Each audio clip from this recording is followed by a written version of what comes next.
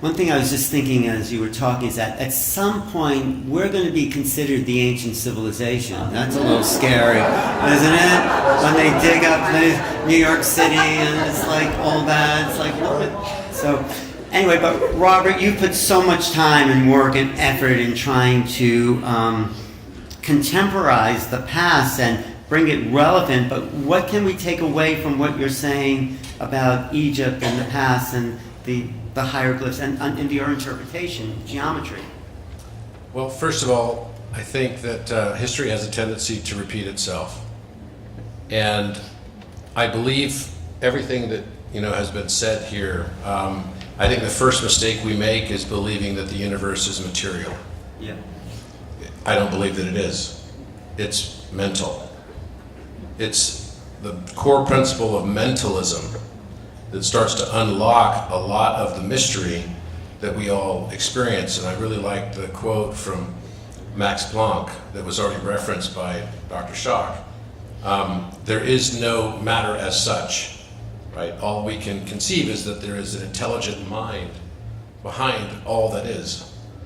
And when I start thinking about it, it's easy to devolve and to start feeling like the world is happening to me, that I'm trapped in some Metatronic distortion, right, or a daisy of death. And I turn to a very ancient Chinese proverb, which is, the man who blames others has a long way to go on his journey. The man who blames himself is halfway there, and the man who blames no one has already arrived. I'm going to remember that next time I have an argument. Thank you.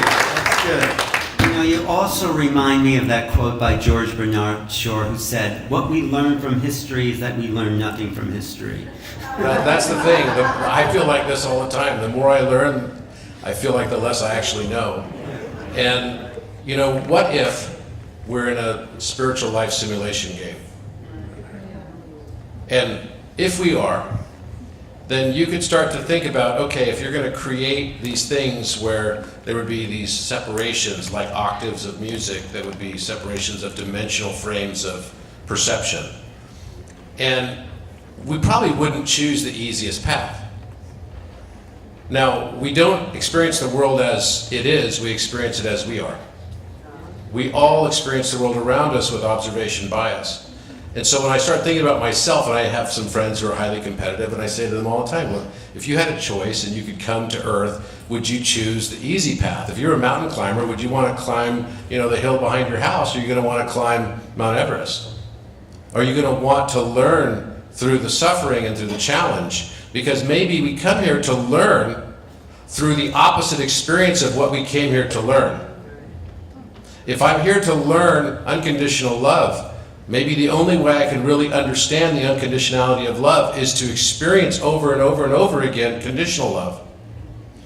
And maybe if I'm here to learn forgiveness, I actually need some of my friends in this other realm to come here and do me wrong so that I can have people to forgive. Okay, that explains a lot. Thank you. I forgive you. No, but I think you're right. I think probably that's the karmic lesson. I believe that we create, it's not a matrix, it's a creatrix.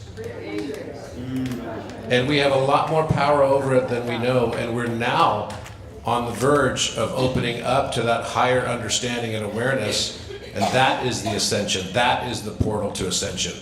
Wow.